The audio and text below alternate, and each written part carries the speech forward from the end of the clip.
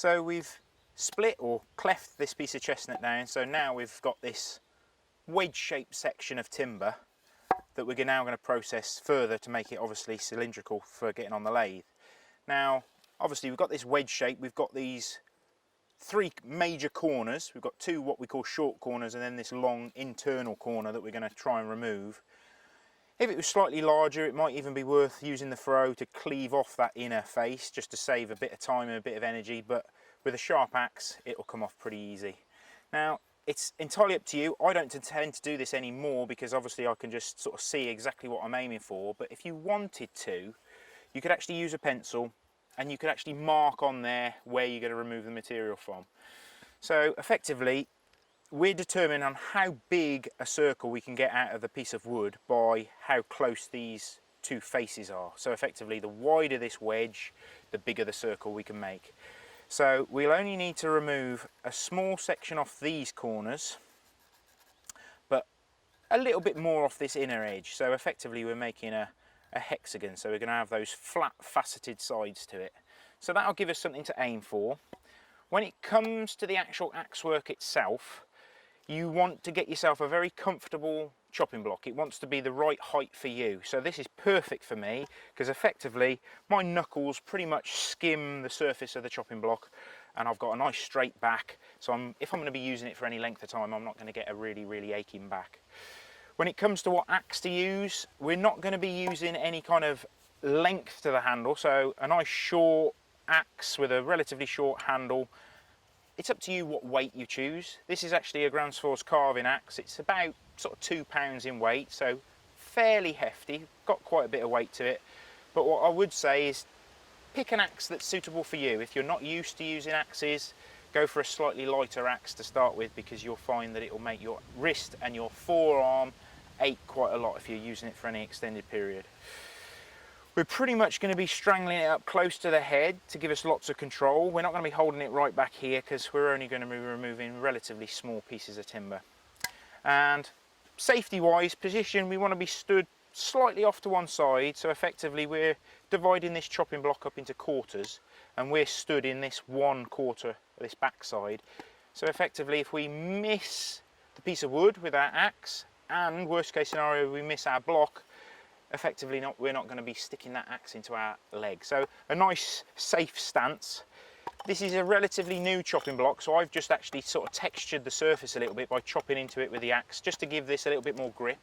When they're very new and fresh, it has a tendency for the log to sort of spit out and kick out, so it'll get better the more we use this chopping block.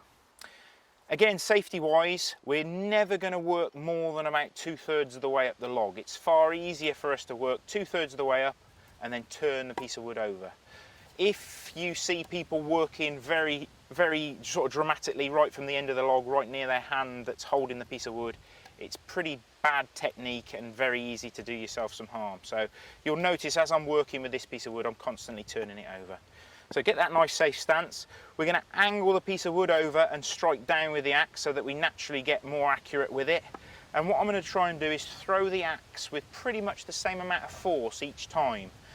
Now if I throw it with the same level of force, you'll find that the axe will stick into the wood pretty much the same depth without even actually having to think about it. So let's do a little bit and you'll see exactly what we're doing. So I'm going to try and aim for about 1 inch in between each blow. So you can see almost straight away, just by throwing same level of force, we're pretty much putting these little nicks. This severs the fibres and prevents the axe from binding in. 2/3 of the way up and then strike down. And you can see how those little nicks really help remove that material. Now we'll turn it over and continue that process on the other end. Then if you're going to go for your pencil line that you drew on the very top to start with, you can stop, put the axe in, bury it into the block so it's nice and safe, and just see how close you are to that line. So I can see that I've got about another 10 millimeters to go. So I'll continue that process. Obviously now that we're working on a slightly wider face, the axe doesn't actually penetrate the timber quite as far, but because we're working on a much wider surface. And unfortunately you can't get the smell through the TV, but this sweet chestnut has got a really beautiful sort of sweet vinegary smell to it. You'll just have to believe me on that one. So that's the longest side, the internal face done. So we're going to do the same process on those shorter corners. And as I said, there's not as much material to remove. So don't throw the axe very hard into the wood. You'll be surprised with a little bit of force how far it will penetrate this nice green wood. And it's better to err on the side of caution and take a bit more off rather than trying to get it all off in one process. So that's one edge done. We're getting that sort of faceted look to it, and I just naturally, without even thinking, just turned it over and started working on the other corner. Now some timbers don't have a sort of distinct heartwood and sapwood. Sweet chestnut and oak and things like that will have a sort of definite heartwood and sapwood, and if you're going to be using this outdoors, the sapwood on oak and sweet chestnut aren't very durable. They look quite decorative, but if it's going to be outdoors, you want to make sure that you remove all that sapwood. This has been cut down for probably about 8 months now, and it had been sat in somebody's wood yard, and it's already started to go a little bit what we call sleepy, so the sapwood has started to break down. So I'm going to try and remove that either with the axe or with the draw knife. Personally, I tend to remove the bark at this stage because the axe tends to be a little bit cruder, not quite as sharp as the next tools. So if there's any dirt or grit actually in the bark, you're only going to be dulling your hatchet rather than your finer edge tools. Every now and again you might want to clear your block to make sure there's no chips on there to prevent that billet from sliding out on you. And at this stage we're trying to iron out any wiggles and any bends. There was a slight flare, slight kick off at that end, so you'll notice that just with that one axe blow I've already got that pretty much how I want it. It's entirely up to you how much axe work you want to do.